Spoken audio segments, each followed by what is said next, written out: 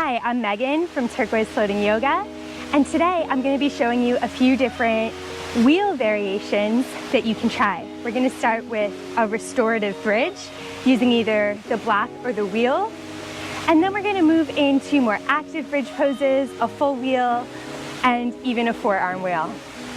As always, it's not important which option you choose. No variation is the best one or the one that you need to strive to achieve. Keep in mind, the practice is about your body feeling good, your mind feeling good. So it's all about choosing what works for you today and what feels good in your body at this moment. Let's check them out. Before you get started, you want to make sure that you've already warmed up your back. Now, once your back is warmed up, the most restorative option is to do a supported bridge. For supported bridge, you can use your block on any setting. It can be on the lower setting or the higher setting. And notice I'm putting it right underneath my sit bones, not my low back. My low back is safe. I do not have any pressure there. And the nice thing about this is you can hang out here a little bit longer, giving yourself time to really open your back. You can even play with lengthening your legs if that feels good.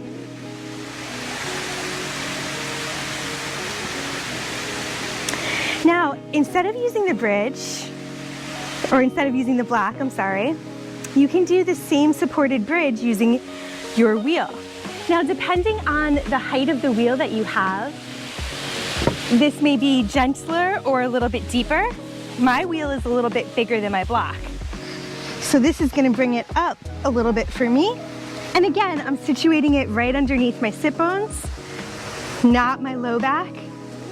And this is giving me a deeper supported bridge.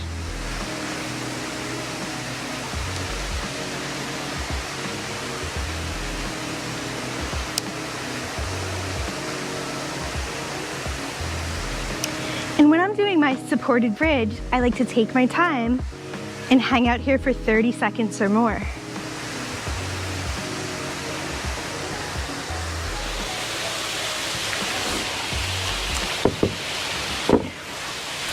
If you'd like to do a more active variation on your bridge pose, you can start with your feet about hips width distance apart. Really plant those feet, stomp them down into the ground, reaching your fingertips towards the ankles.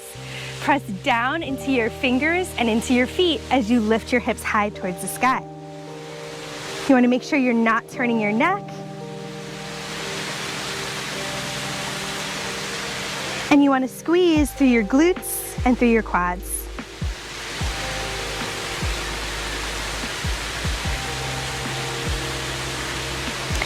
And then slowly release. When you're doing a more active bridge variation, it's nice to come down and windshield wiper the knees in between. I'm going to go up for another bridge. This time, I'm going to interlace my fingers beneath my back so that I'm opening my shoulders a little bit as well. And just like before, I'm stomping weight down into my feet. I'm squeezing my glutes. I'm lifting my hips high.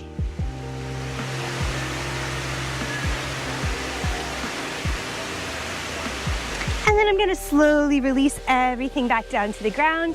Windshield wiper my knees. Now your final bridge options would be to do that, lifting one foot then the other. Now you can do this from either arm variation. Your arms can be reaching for the ankles or interlaced. And what I'm going to do is simply stomp my weight into my left foot to lift my right foot high. And the trick here is to keep my hips really even. And then when I'm ready to switch, I'm going to replace my right foot down, really stomp my weight down into my right foot, lift my left foot high.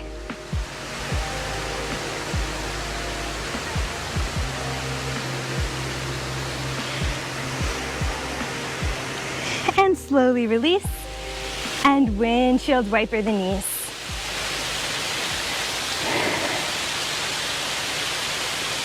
Now, for most of us, the bridge is enough. If you have a really flexible back and you'd like to go a little bit deeper, we can work into a full wheel. Now for the full wheel, I'm gonna bring my hands to my shoulders. Notice my fingertips are pointing towards my feet. I'm gonna set my feet about hips width distance apart. And then I press up.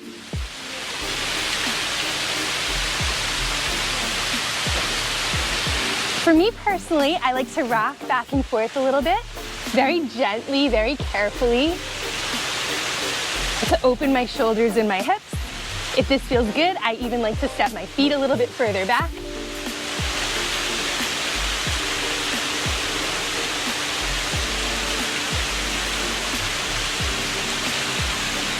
And then I very slowly release all the way back down to the ground.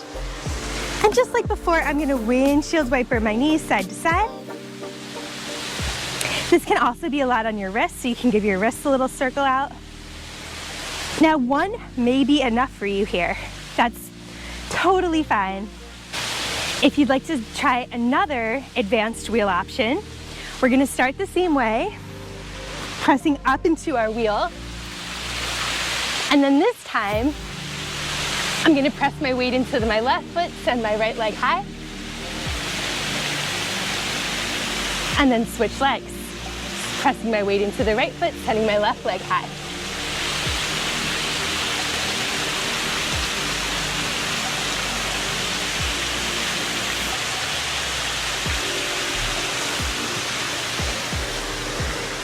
And then I'm gonna very slowly release everything back down to the ground.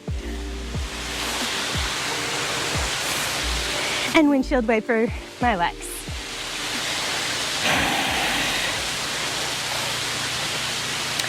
Now, again, we're listening to our bodies here.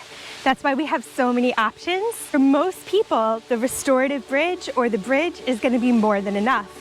If you're doing a full wheel, you're already doing an advanced option.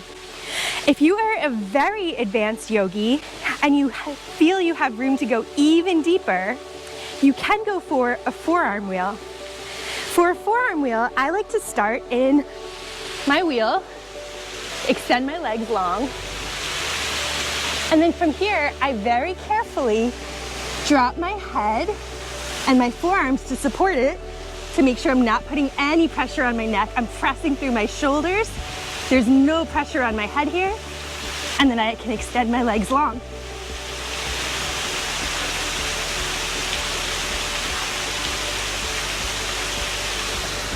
And then I very slowly release everything back to the ground. That one is a very, very deep version of the pose, so be very careful and only select that if you know your back is open enough today. So there you have it. Those are a few of my favorite bridge and wheel variations. Now notice there's so many ways to do each pose, and that's one of the things that I love most about yoga, is that you can make it your own practice each and every day.